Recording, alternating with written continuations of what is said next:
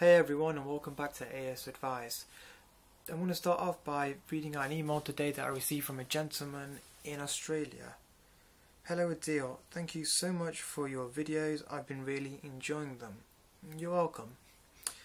I've been diagnosed with AS for 3 years now, and I've got to the stage where I'm becoming very worried about my own health. I'm struggling to get through days without having at least 2 different types of painkillers for my arthritis. Can you shed a little experience about how long you've been on drugs and how many different ones did you go through to find out the one that worked for you? Fantastic question, and I'm really sorry to hear the state that you're in right now. I have just posted a video about certain exercises that you can do, so please try to incorporate that into your life and let's see if we can get you off these drugs. As for your question, I do have to think back quite a bit. I've actually been quite fortunate. I've actually not had to go through too many, but I think the very first time I was diagnosed, my doctor gave me ibuprofen, and that's quite common, I think, everywhere in the world. Just a very mild anti-inflammatory drug, and it never helped. I remember just having it for the first 2 months, and I was like, it's not helping at all. Can you please give me something stronger? I'm not sure if my GP even took me seriously. But when he did start taking me seriously, he gave me diclofenac, which is a non-steroid or anti-inflammatory drug, commonly known as NSAID, which you probably read all over forums. And I've pretty much lived on diclofenac for 10 years now. I've only recently changed, but my experience with diclofenac, the first 2 years, if you remember in my very first video, I was in a ridiculous amount of pain. Now, diclofenac, unfortunately, was the only way I managed to even get that few hours a window of no pain. And I was very lucky because I was 16 years old and completely unaware of all the bad and negative side effects it had. Ulcers in your stomach, heart disease, kidney disease, liver disease. It had absolutely everything. I'm quite lucky that I was taking this specific medicine for the first 2 years on a very regular basis and not see any of these side effects.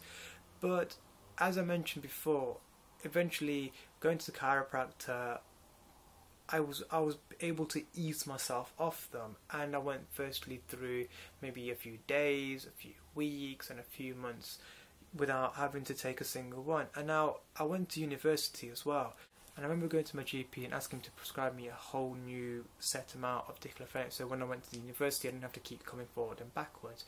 Now, this is actually on my medic records that I went to doctors at 2006. Now, there were about 54 pills in there.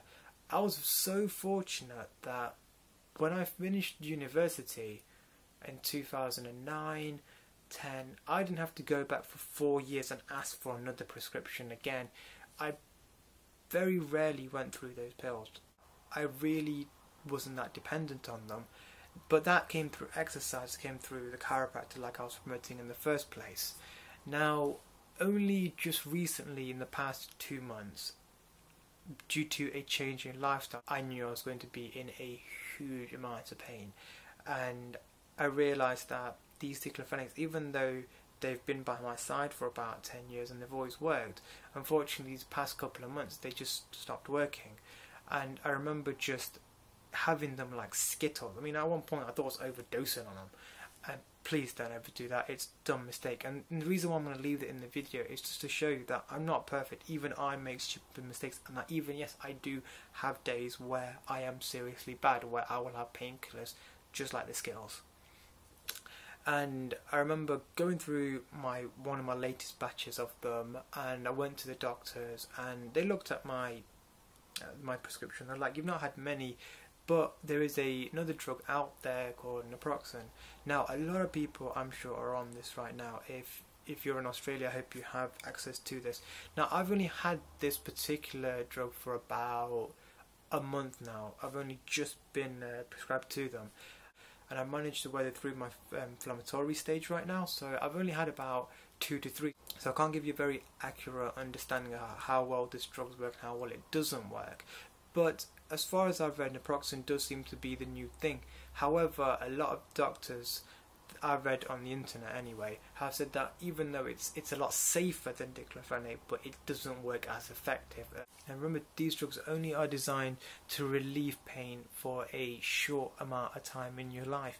You know, they're not the be-all end-all of it all. You have to go out and do other things in your life. You have to exercise, you have to move around, you have to see people as well.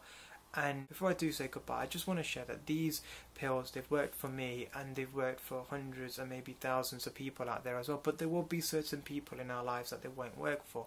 So just because I've said these 3 pills, that doesn't mean that you go out there and have these 3 pills. Experiment with them.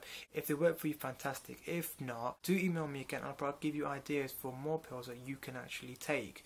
Now, thank you so much for watching my video. If you would like to ask me any questions in the future, my email is in the description box, and do subscribe to my channel. Bye.